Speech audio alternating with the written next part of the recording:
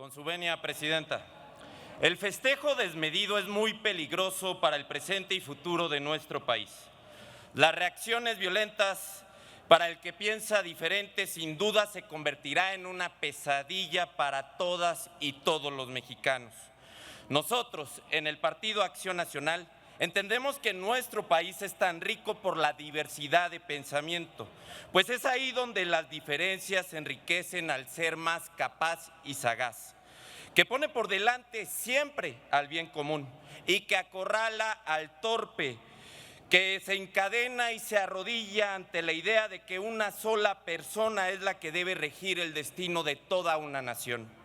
En nuestro país ya está tocando a la puerta los golpes del totalitarismo, la imposición y con ello la injusticia, destruyendo el equilibrio de los tres poderes.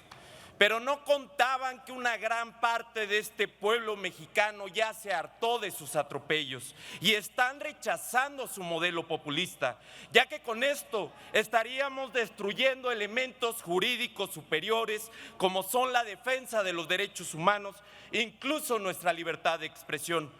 El autoritario tampoco contaba con que el pueblo con el que lucró en base a sus necesidades y que le dio la mayoría simple, que sí ganó, no votó para que decidiera lo que quisiera, aprovechándose de su confianza con una mayoría absoluta que no ganó, y así justificar que el pueblo lo autorizó a hacer todas estas torpezas.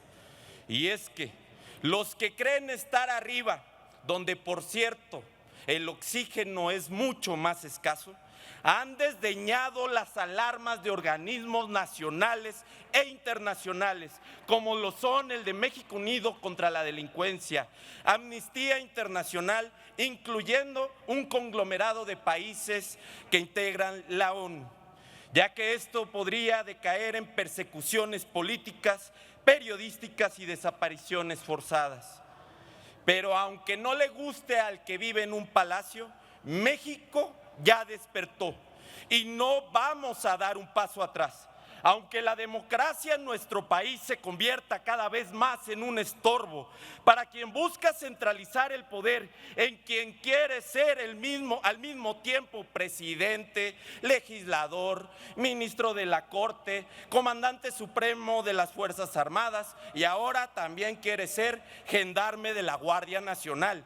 Todo envuelto en su misma persona que, por cierto, ve a la Constitución como un obstáculo, pues no está comprometiendo las tareas de seguridad pública y no está comprendiendo que no pueden mezclarse y ser intercaladas con las castrenses. Mientras un militar recibe entrenamiento, equipo y armamento para defender la soberanía nacional, los integrantes de la Guardia Nacional tienen claramente establecidas sus funciones en la ley, siendo principalmente la de preservar el orden público y la paz social, así como salvaguardar la vida, integridad, seguridad, bienes y derechos de las personas, así como preservar las libertades. Y lo que ha ocurrido en este sexenio que ya concluyó fue que ni hubo paz social, ni hubo orden público, ni se combatieron los delitos y ante todo hoy peligrosamente se pretende legislar el que se le ponga una capucha a nuestra libertad. Seamos honestos con las familias mexicanas. Lo que en verdad están proponiendo es centralizar el poder en un macro y endiosado presidencialismo sin precedentes, despedazando a nuestra Constitución.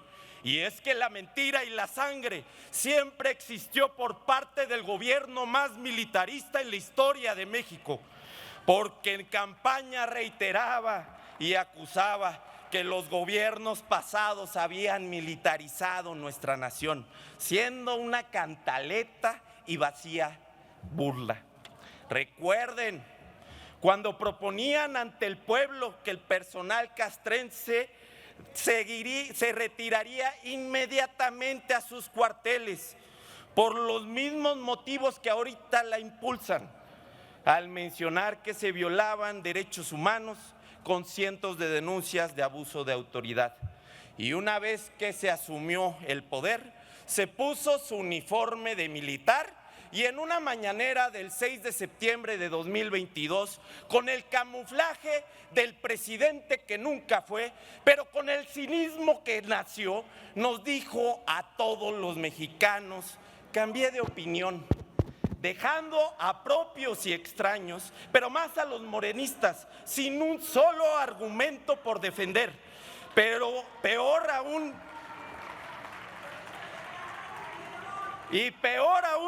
les ordenan aprobar reformas que ni siquiera han leído, mucho menos comprendido.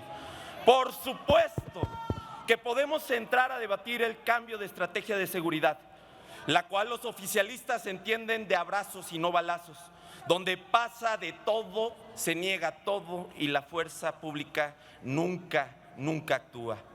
Como consecuencia de esto, se llevarán la medalla como el sexenio más sangriento de la historia. ¡Felicidades! Realmente son un fracaso. Con casi 200,000 homicidios dolosos, no del pasado, sino producto de su turbio presente. Están intentando eliminar el actuar del Poder Judicial para no tener contrapeso ante sus decisiones tiránicas. Quieren eliminar el Coneval para que no se cuenten los 47 millones de personas en situación de pobreza. Quieren eliminar el Instituto de la Transparencia, buscando ocultar las corruptelas de sus propios familiares, sus falsas licitaciones y adjudicaciones directas. Y no tarda en seguir el INE y la Comisión Nacional de los Derechos Humanos, entre otros muchos más, cuyo presupuesto terminará en padrones de programas sociales que desde la hipocresía solo busca fines electorales. Concluya, diputado, por favor. Concluyo, presidenta. A esos que no han querido escuchar al pueblo de México, a los michoacanos, a los sinaloenses, a los tabasqueños, a los chapanecos, a los trabajadores, a los periodistas, a los muertos de López, a los padres e hijos y madres, a los padres y madres que han tenido que enterrar, a los padres y madres que han tenido que enterrar a sus hijos víctimas de la violencia desmedida, a los estudiantes que gritan sin cansancio por las calles, a los mexicanos libres de pensamiento. Desde esta tribuna les decimos que aquí estamos para escucharlos.